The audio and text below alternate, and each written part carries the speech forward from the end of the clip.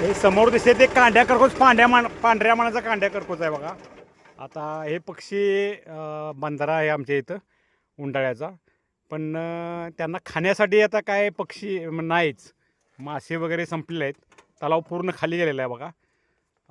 त्यामुळं आता हे पक्षी नांगरटीत काय कोश गावतात का, किंवा एखादा उंदीर नांगरताना गावतोय का, हे पांढऱ्या मानेचा कर्कोच आहे बघा. आता मी तुम्हाला झूम कॅमेरा करून दावतो बघा. हो का, हा अतिशय चांगले पक्षी आहेत बघा. हे कोळी, कीटक, बेडकी, नांगरटीतनं बेडकी निघते फुगलेले बघा, ती एक. पुन्हा नंतर उंदीर, हुमणीचे कोश हे खातात बघा. हे 3 पक्षी आलेत बघा आता. हे हो का, हे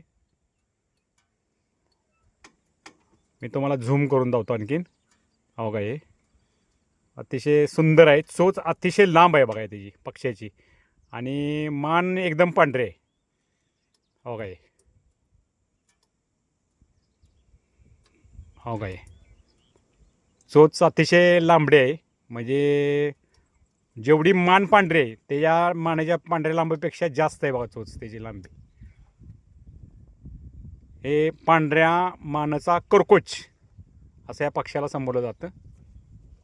व्हिडिओ कसा वाटला शेअर करा, कमेंट करा. मी काही पक्षी मित्र नाही बरं का, एक शेतकरी आहे, पण जरा जनरल अभ्यास आहे माझा थोडासा. काही निसर्गातल्या गोष्टी चे अभ्यास केलेला आहे मी पुस्तकांचा.